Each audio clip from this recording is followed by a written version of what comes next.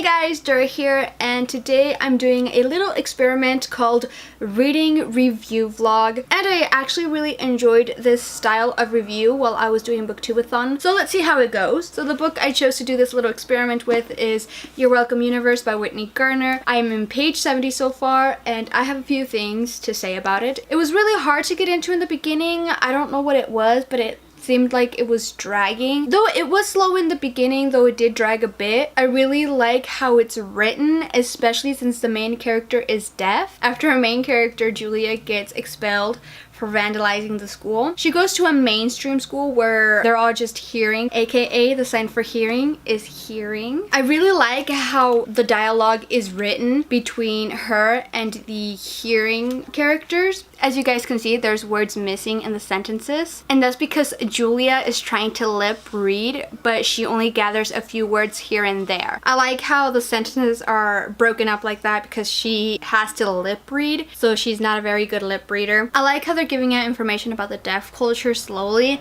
not all in once, so you're just baffled and like, whoa, don't hit me with so much information. I have decided to DNF this book. I just felt like the story was going nowhere. It's pointless, and don't get me wrong, I love the concept, I love Julia, but I just felt like everything was just nonsense. I don't know if it was because I just couldn't connect to Julia, but either way, I just couldn't continue on with this book.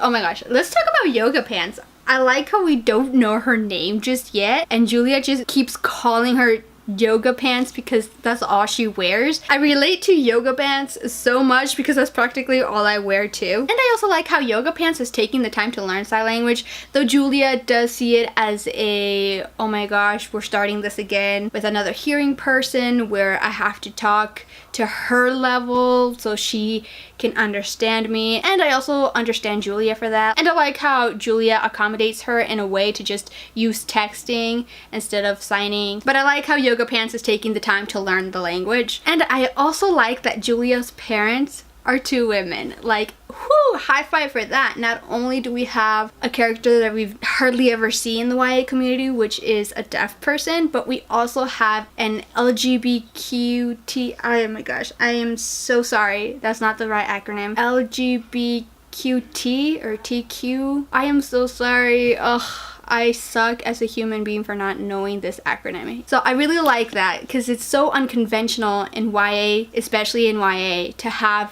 parents and both of them. Alright you guys, so I'm on page 92 and I just have some issues that I'd like to discuss about this last chapter. Issue number 1, Kyle is a keep it PG, Dora. Keep it PG. He's a butt face. That's PG. Now, all you youngins, cover your ears for me so I can say he's a dickwad. My god. Yoga pants.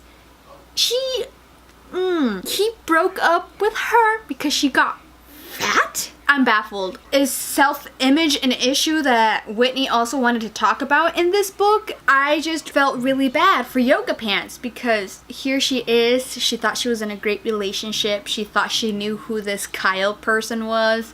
She thought what they had was real, and all of a sudden he dumps her because apparently she got fat. Like, oh my gosh. Which now I understand why she always wears yoga pants, because she's probably always trying to work out, always trying to lose weight. And one thing that Julia says in this chapter is really true about deaf people. If you ever want honesty, just ask a deaf person. When you ask a deaf person a question, they give you an honest answer. One of the things that Julia says right here, deaf people aren't really shy about truly describing a person. Oh, and another thing, the chapter where Julia says her name sign, from the image that she described, I'm assuming her name sign is like this. Just in case you guys are wondering, because it has the picture. This is a picture of how Julia described her name sign. And also what is true about name signs is you can't give yourself a name sign. A deaf person has to assign you a name sign. I personally don't have a name sign, but my older sister does. I believe her name sign is M. My older sister's name starts with an M, so it's M, and then curls because she has really curly hair. As you can tell, it runs in the family. One thing I will also say about this book is I'm not an artist myself. myself, I don't draw, but my brother, he's the artist. He's the one that draws. So when Julia's describing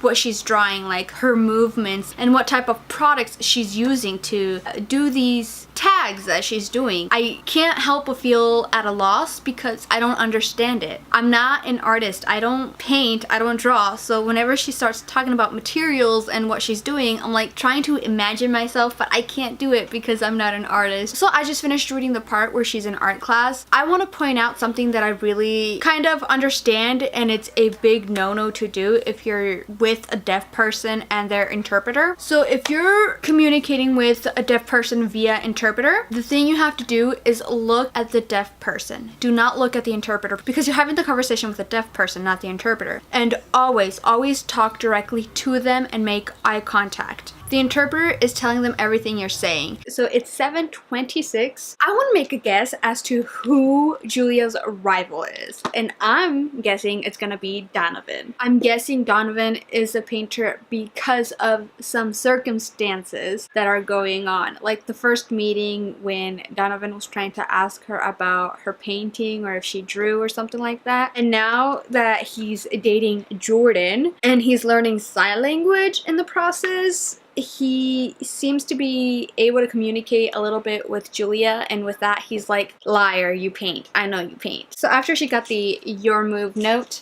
I was like, yeah, it's Donovan. It's gotta be Donovan because only Donovan would know where her car is. That way I don't have to imagine that she has a stalker because stalkers are creepy and scary. My opinion on it still hasn't changed that much. It's still a little bit too slow and we're already in page 122. I don't know if it's because I'm tired or if I'm just having attention issues, but I, for the life of me, keep dozing off.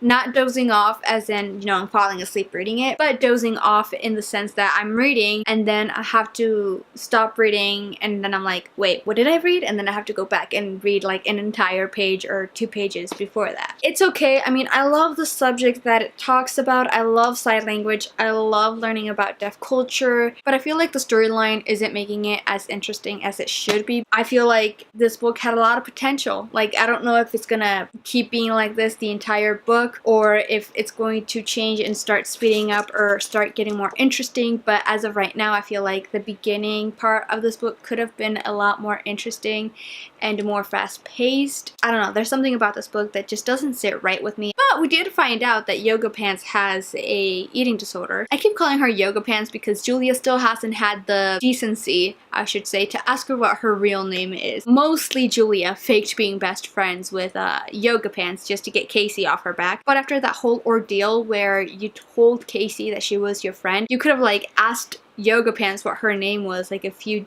pages in. I guess I was expecting more out of this book. That's why I'm not as excited about it as when I first got it. I don't know what I was expecting from it. How it's going on right now, Jordan still believes that they're friends. She keeps acting like they're BFFs still, even after she, you know, ratted her out for covering up the tag that said that Jordan was a slut. If my best friend did that for me, my god, I would not have ratted her out. I don't care if they were blaming me, but Jordan just flat out like, they were blaming me and they were gonna kick me out, so I had to say it was you. Like, no. But I want to see if Julia will ever tell Jordan that she no longer considers her a friend and to stop acting so fake. Like, I want Julia and Jordan to have that conversation. So my guess that it was Donovan. It's not. Julia and Jordan had their little we're not friends anymore fight, but Jordan still doesn't get it. So apparently Donovan is a player. He has dated every girl at McDonald's. Donovan has been asking Jordan a lot about Julia. So Jordan is all like, can you not insinuate yourself at him? Can you back off? And so that's when Julia told her the whole, you know, I don't care. You can screw any hero you want. I don't care. We're not friends. It's like, I can't believe you sold me out. We were best friends. Like, how can you do that? And then Jordan's like, well, I wouldn't call us best friends. Oh my gosh, that hurt me just as much as it hurt Julia. Like, how can you say that? I don't understand how some people can be two-faced. How can you be so mean? So I got to page 168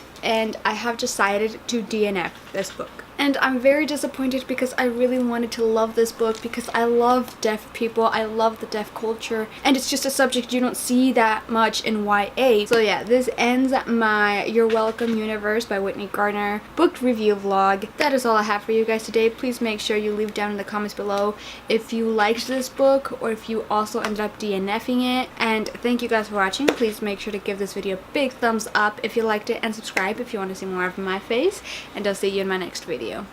Bye!